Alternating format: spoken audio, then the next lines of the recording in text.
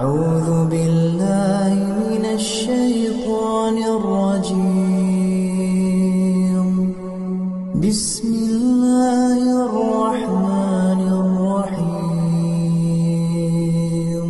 يا أيها الذين آمنوا اجتنبوا كثيرا من الظن إن بعض الظن إثم ولا تجسسوا ولا يغتب بعضكم بعضا أيحب أحدكم أن يأكل لحم أخيه ميتا فكرهتموه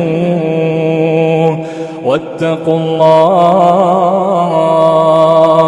إن الله تواب رحيم.